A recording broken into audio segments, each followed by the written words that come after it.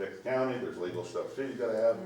That's all fine and dandy, but some of the other stuff, you know, me and Brett can sit down and go through it, if, you know, if that's, you choose to move forward and try and clean it up, or just make things a little more, Yep. a little more black and white as to what's going on, and kind of, it's good in areas we've discussed to have some gray areas on things, but there's certain things that you gotta have I definitive agree. also. Yes, I mean, when So- we talked about performance evaluations and different things that are in here that have never even been looked at. EMTs were supposed to be hired. EMTs were moved up to firefighters. That was not in here, which increased the cost Right, because of the need for more expertise, I guess you could say. For me, I'm still struggling a little bit because as an elected official, I sat in on this meeting also, and I felt like my integrity, because I echo some of the things that James had said. I wasn't at And the so- meeting, so I'm not even aware of the letter that got read, so I mean, I'm kind of in the dark on So- that one. Well, he was correct with what he said. Right. So, and then I do have a little bit of concerns because even at the last meeting, I know that it was very briefly discussed, but I was under the full impression that when everybody walked out of the room, because Elizabeth had also stated, and we concurred, that it was dollar for dollar. You know, you guys can hash that with the city, like I says, I just know Well, what went on ahead of time, and that Elizabeth did meet with Jeanette. And like I said, and I told you and I told Travis, I said, Jeanette got flustered in the meeting, she didn't have her papers with her. And she's like, yeah, it's like dollar for dollar. And she even relayed it when the councilman put it, I think I misrepresented this meeting. So that's something you guys gotta decide is what I'm saying. It wasn't something that, No, I intentionally got thrown in your face is what I'm trying No. to say. And I appreciate that, Pat, thank Yeah. you. But I feel like. And if that's the for where I- proposal you guys go back to, throw back to the city dollar for dollar. I mean, I don't know. That's what I was thinking is countering with the dollar for dollar. And then later on, we'll sit down, you guys can sit down, so far as the, And like I say, that's stuff for you guys, you know, me and Brett we'll work the logistics side of it and make things work, and we'll make it work on our end. It's up to your board and the city board to come in agreement of what you guys wanna pay or what you wanna do or don't do. I mean, that's out of our hands, okay. but we're just here to tell you, we can make it work if that's the path you guys choose. On the billing part, are you guys gonna continue to bill for ambulance services and whatnot? Are you- We will, I mean, there was a discussion on that, and you know, Travis has been made aware of it, there's just, what happens on the billing, until the reports get completed by the volunteers, in the system that they are, this ESO is the reports that we do for all the medical reports. Until they go in and finish all the paperwork, dot all the i's, cross the t's, and lock it, that's when it can get sent to the billing company. And right now, you've had 5 bills got sent to the billing company. And where stuff happened, is there, why Brett wasn't Yeah. aware is he was looking in the right area of the. Right, we got that clarified with Brett, yesterday. of where you gotta go, so I've gotta do it constantly, you know, we got a policy that our volunteers gotta have their reports done in 48 hours. Granted, people got kids and it takes a little longer sometimes, but I'm on the phone calling, hey, you gotta get this report done so I can get it billed. I told Brett, that's the same thing you're gonna have to do, you're gonna have to start going through these reports, and you're gonna have to call your volunteers and tell them, hey, you guys gotta, Yeah. you know, going on the ambulance to the car wreck and treating the patient, that's all the fun stuff, and then when it's over, then you got that hour and a half of paperwork you gotta do, that's the not so fun stuff. There's But it's gotta be done if you want to get paid. a What filter happens? Go ahead. parameter in ESO that I wasn't aware of until Pat. So yeah, we got Brett squared away on that, so he can start getting on the volunteers who are running the calls, who are not completing them to get them completed. Because if you can't get them calls completed, you can't bill for them. Yeah. And the billing company just straight up, the way the system's set up, until it's completed and locked, you can't even forward it on to the billing company, so. Yeah, and we can't do it, him and I, if we weren't on the No, call. we can't falsify a record, so it's gotta be the people that ran on that ambulance, is the ones who got it completed. Yeah. And it's something I deal with Know that, regularly. I yeah. mean, I deal with it with my volunteer people all the time. I mean, they got kids, got baseball games, this and that, and it's like, come on, we've been 3 days, we gotta get these done. This is, there's a reason behind we gotta get these done on time, so. Absolutely. as we look at all the options that are here, and that's why I bring this up. During your billing and your attempt to get paid, the patient is waiting on pins and needles that he might be billed. And one of the things we've got on the other side, I'm trying to be fair to everybody, is this MedX plan, no patient gets billed. There is no billing, they take care of It's it. huge. And my. Well, they get billed, their insurance company all Well, gets nonetheless, billed, but yeah. they handle it. Right. So the Yeah. patient is okay. And what my primary concern is what is in the best interest of all the citizens of White Pine County. Now, are So they if you- gonna, when they respond on call to McGill, are they gonna push McGill out of the way and automatically transport? Or are they gonna still let you guys transport calls, or are they just gonna force your volunteers out? Cause I don't see MedX wanting to do this agreement if they're not getting to transport patients and bill for it. Well, we'll hear from. But that's, like I said, that's your guys' deal, but. And we will hear from MedX hopefully in just a Yeah. second. But I'm trying to address the three different options. Yeah. What is in the best interest of the citizens? And like I say, the one thing you wanna look at is the only option that the city's been aware of is option one. We've never been made, nobody's reached out to anybody on the council or anything about option two to see if there's an appetite going forward for mutual aid or any of that. Like I explained to Travis, mutual aid and automatic aid are totally different. So with mutual aid, say you have a fire, say Lori Carson's house, you gotta wait for Brett to run an engine from Station 1 or McGill. When they get on scene, if they can't handle it, then they request mutual aid from the city. It's not the minute there's a call south of town, you call the city, because that's automatic aid. So they're two different things.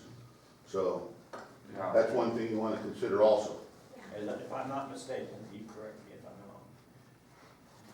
Upwards over 90% of all calls that we have, city and county, are within the city limits, excuse me, I'll take that back. They're emergency medical as opposed to fire. Probably, well, as opposed to fire, yeah, but when you got fire, then you got auto accidents and the different things that go with it. So what- probably 85% probably the safe number. Okay, It's that way nationwide, so but it's not one like of, we're unique. as I read in this agenda item, and you say that nobody has brought this back, this was on the county's agenda, we discussed it a week ago when we had this on here. It's public information, the city should have had it, the city should have. Well, they had it, but nobody's approached them about doing anything with it, is just my point. Well, what we're here today is to make a decision, and I would think that the city would have jumped on this and said, wait, let's see if we can't delay this or do whatever. So item one is a modified contract with you guys. Item two is the contract with MedX for emergency services only. Item three is to a combination of MedX and Ely City Fire. So those are the three options that we have. And my primary interest, I got no problem, I like the way the city and the county are running. Get this right, I do like that. But my real concern is the guy who doesn't have any money or doesn't have any insurance, and he's got the pressure of getting billed for. My life flight to Reno was $67,000 4 years ago, $67,000. I'm lucky I was insured and paid 100%. But what about the poor person who isn't, or doesn't have, or has a deductible? And that's where it comes in with the option of splitting the medical part. I asked the MedX people about a helicopter, because right now we're so short in the outlying areas, Baker, Cherry Creek, Lund. And of course that may be an option, but bottom line is, as far as who responds and what, I'm not privy to any of that. I've never heard anybody really complain about any of it. But my primary concern is the citizens and out-of-pocket pay. And I think that's something that is a little better on the MedX side than on your side. But I got no problem with the way the city and the county operate. I do on the billing, but I do want to hear from the MedX people, and you can counter if you'd like. But does any other commissioner have anything for these two? I do want to hear from MedX. I think that's only fair. Okay, do you have anything else you want to add? the only thing I wanna add is, regardless of which way it goes, him and I are still gonna have to work together. So, Yeah. it's inevitable. So, and we always will, Okay, so. thank you, thanks, and I appreciate what the city and the county are doing. Now, if MedX would come forward and please present what their Good morning. Picture. Sure, I'll make sure this is close this time. Paul Ward, Executive Director for MedX for the record. So just a couple things, a lot of good discussion today. You know, the thing that I love emergency medical services, I'm a paramedic by training, and so to see collaboration happening and things getting worked out is what I hope to achieve every day. So I think it's already been a win for the day as it is. Speaking to some of the things about us specifically, so with MedX, you are correct. We work very hard to ensure that patients are cared for without burdening them with any undue financial burden. There's a lot of factors at play right now within the industry that are advocating for more of a patient-centered approach in medical transport, and it's really industry-wide. It's not going to be something just specific to MedX, and so it's very exciting to see the direction that we're going with that. For us, we're very proud of the fact that that's something we pioneered years ago, and that the rest of the industry is going that direction. So to your point, there's a lot of ways that we can ensure that a patient doesn't endure any kind of undue financial burden. And so like you said, things are expensive, people are insured, sometimes they're not, and we like to make sure that nobody's going to get sent to collections or anything like that for that nature. Far as collaboration and working together on scenes and that sort of a thing, do we bill for transports? Yes, we do. Is that what we live and die by? No, it's not. So in that moment, whatever is the most important for that patient, if by chance the volunteers at one of the outlying agencies, they have the unit, they want to take the call to completion and take it into town, great, we'll be supportive of that decision. And so it's not we're not in a turf war, we're not here to take call for call, you know, every call that matters. The goal is, are we providing a service to the community? Are we providing quality patient care and making sure that things are getting taken care of? And so that's the direction that we're going to take that. And so it's not a sort of we're posturing for every call and we're going to, you know, push somebody out of the way. This is a collaboration. We're here to work together, and we're going to make sure that everybody gets transported appropriately. So with that, I entertain any questions.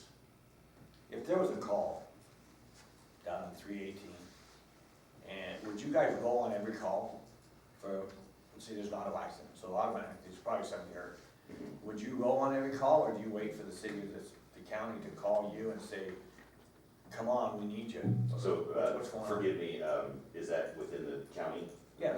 That you're talking, okay, Well, yes. wait a minute, it might not be within, because we have a mutual aid agreement with Nye County on 318 South. Okay, I got you. And even on Highway 6. So when we cross borders, White Pine County does that. Would MedX be on board with crossing that border? Sure.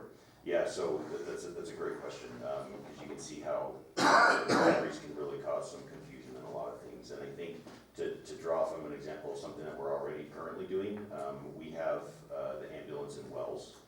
We provide the primary 911 unit there. We're the only ambulance between Elko and Wendover at that point. And so our agreement is specifically with the city.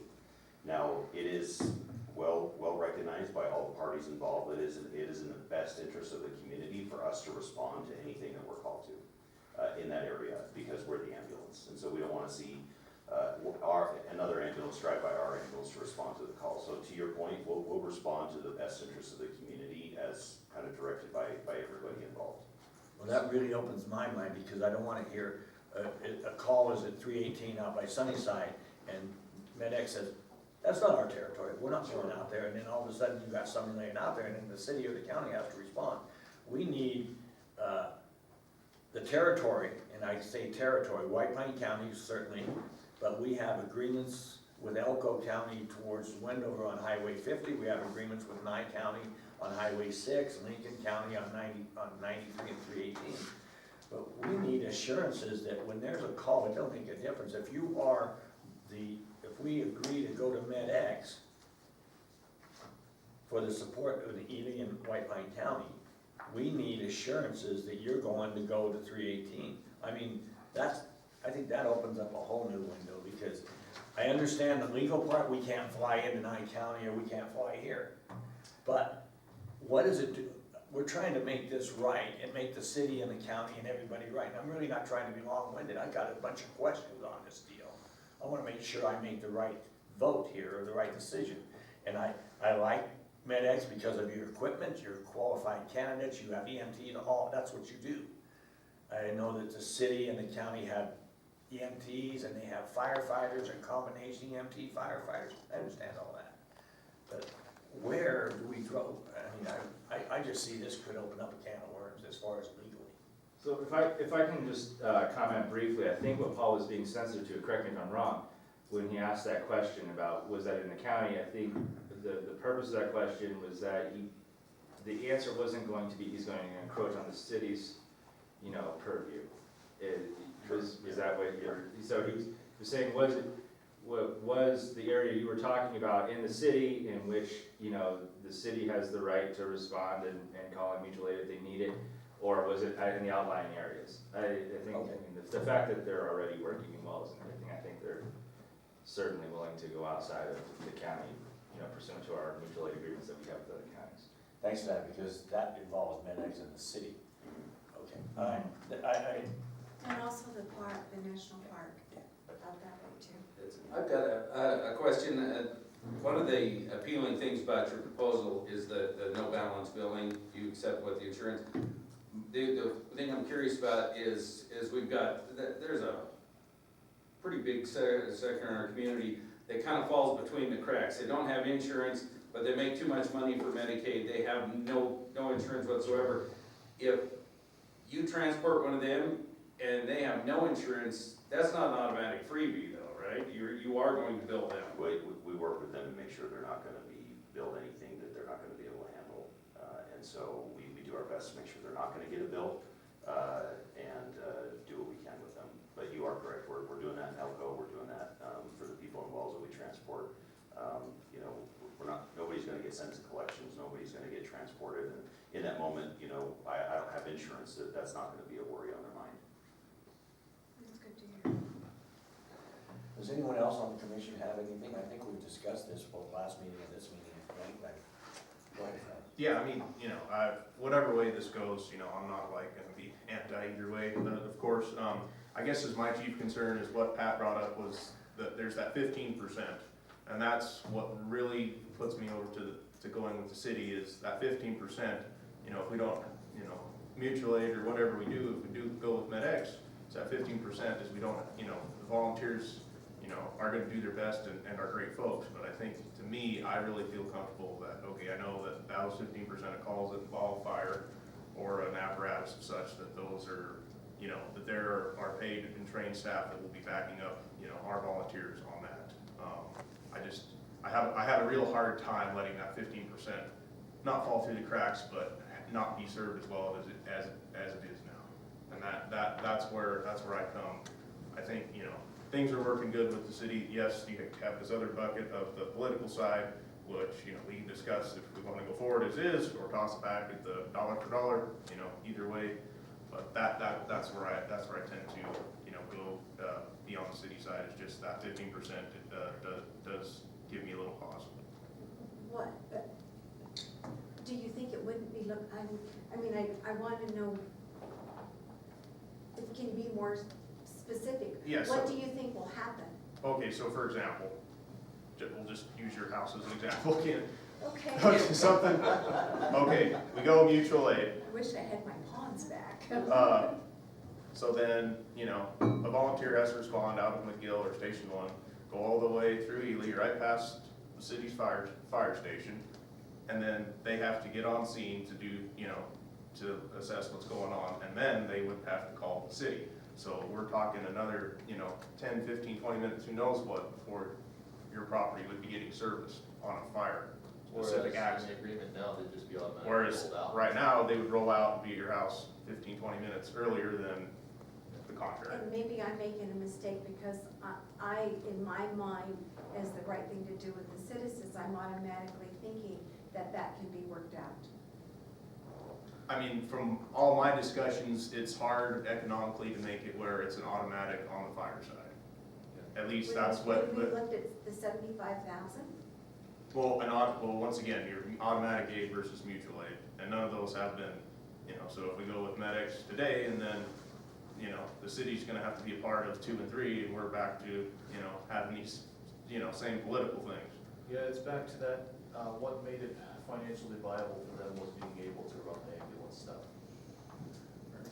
And past history tells me that going back to those aid agreements, it didn't work. I mean, Contracts with we had people. sheets and sheets Well, of everybody- calls that had gone awry because of improper, we didn't have proper protocols for dispatching, how things were handled, and we constantly had accident scenes and fires, things where people were waiting for service when there was a station much closer to them, with a staff ready to rock and roll. And I just, I've got to agree with you, that 15% gives me great pause. Yeah, I mean, if MedX was, yeah, we got fire and apparatus, and that'd be pretty appealing, but where, you know, I think their medical service and what they could provide to the patients is great, and I love the whole privatization side of it. That's just what gives me pause. And I'll be the first to admit, there's a lot of things that I don't agree with on the city, and I agree with Richard and some of our conversations on more of the bureaucratic and these other things, but I think on police and fire, we have to park those issues at the door. And granted, what was said wasn't right, and, I talked to Elizabeth and James about that, and, and then I heard from what Pat had to say. So, that is what it is, it's politics, and unfortunately, it gets nasty, it should be that way, but, I think there's way we can, there's kind of two buckets here, the political side and what's actually happening. I think what's actually happening is really good.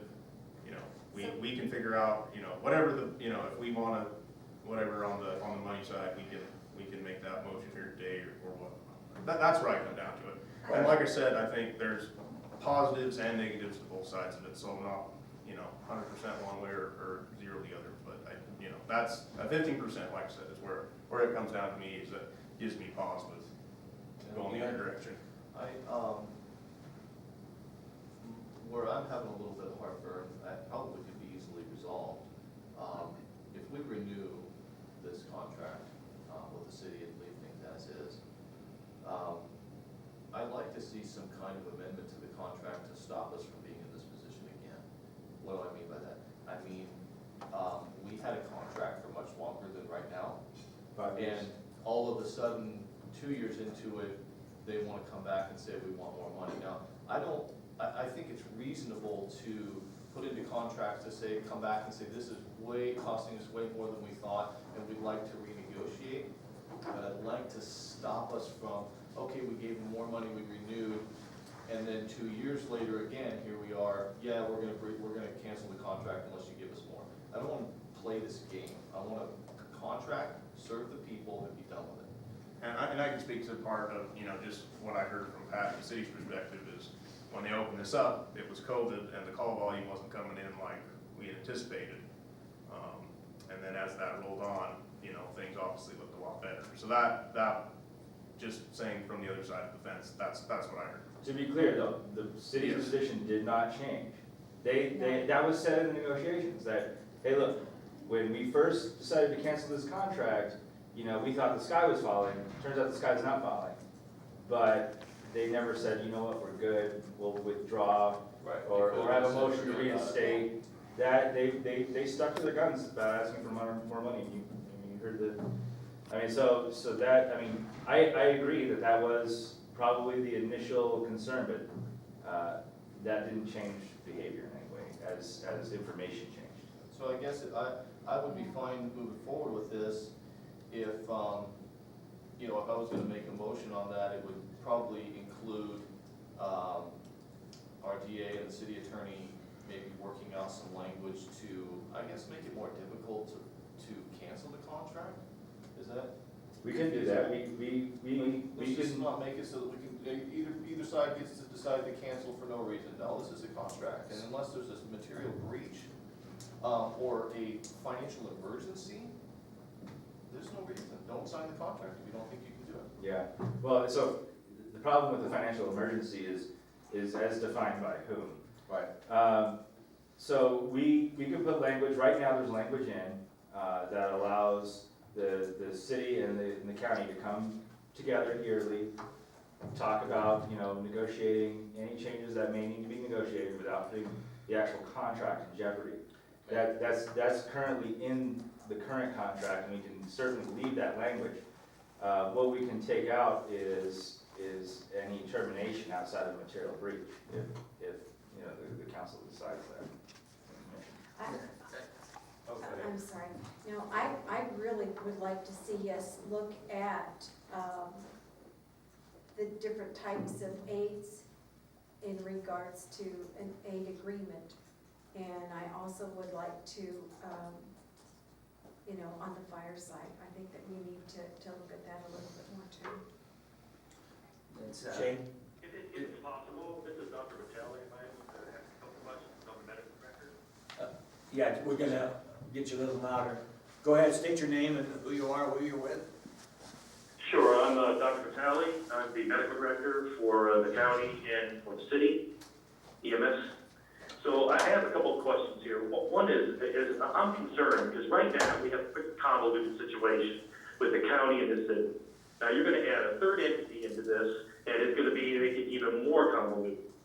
So I'm very concerned about that. The other concern was just brought up about making a contract with the city of not being able to breach that. You know, that has to be the same thing with medics if you go that way. It has to be the same thing. The medics can't come back and say, oh, we're not filling patients, so we're not making money, so you got to come back to you and get more money. So that needs to be done to medics as well. And the other issue I have is what is the qualifications? I have not heard from medics what the qualifications are of these EMTs or EMT advances that they're going to have. Now, we need to understand that we have a very unique situation in the county with our qualifications that we have of our advances, because we don't have enough paramedics in our county. So we're getting variances for our advances so they can do certain things in our county that advanced EMTs can't normally do. So the concern is that medics may not have this, the county doesn't have enough of the individuals, and you're gonna have to fall back on the city anyway to come out there and take care of this patient. And for my concern is, as a physician, is I wanna do what's in the best for all of our patients, regardless of our cost. I know you guys are concerned with cost, I'm concerned with cost, but the bottom line is, it's gotta be what's in the best interest of our patients. And that is first and foremost in my mind, what is the qualifications of the individuals going out there? Have they met all those qualifications? And the other issue is who's gonna be the medical director for medics? You can't have medics having one medical director going out somewhere, and I'm a medical director of the county, and you have medics having a medical director, there's gonna be a conflict, I think. So again, that is gonna be greatly convoluted, having three entities involved. Thank you. Anything else, anybody? You know, Paul was going to address the concerns, Go ahead. Sure, so very, very or valid Mr. points. Work, sorry. That's okay. I don't know you well enough, but, sorry. Very valid points to bring up. So, our ambulances are staffed at the advanced EMT level. And so that's an advanced EMT and an EMT that are working together in the unit. They have some advanced certifications of ACLS, PALS, and PHTLS. And so that's in addition to what the state requires. So we went beyond what the state requires for the advanced EMT scope and had them become certified with those credentials as well. We do have some paramedics, and so that's mainly in the Elko area. As stated from our last meeting when we did present all of the information about us, we discussed an advanced EMT service because that's what's currently being implemented here and is serving the community rather well. And to the physician's point, paramedics just nationwide, there is a staffing shortage, much like much of the other healthcare professions, and so you have to be very careful about setting a precedent that you then cannot fill. And so with the advanced EMT scope of the national scope of standards that are out there, they really can provide a great service to the community within that scope. And there are times when paramedics do well in some areas, but as it sits right now, the advanced EMT scope works really well for this area. And then obviously we do have the flight crew side, and that gets into the critical care level stuff. And those are critical care nurses and paramedics, and so kind of a wide array of service levels there that we offer. As far as medical direction goes and conflicts of kind of training or patient handoff scope, that works really well in a lot of the other areas we work with. We work with Wendover Ambulance, Elko Ambulance, other flight providers, and all of them having different medical directors, and there's always a a smooth patient handoff. And so if there were to ever be some very specific issue where there may be some kind of continuity of care concerns, that's always something we can iron out down the road, if that were to be something that we discovered. Okay. Anyone else? Anybody got anything else about what we've discussed or what's going on here? Go ahead, please come forward. State your name. Bodie Dola for the record. Good morning. I just kind of wanted to set some, since I do all the billing, I kind of wanted, I know Chairman, you had a couple concerns about like collections.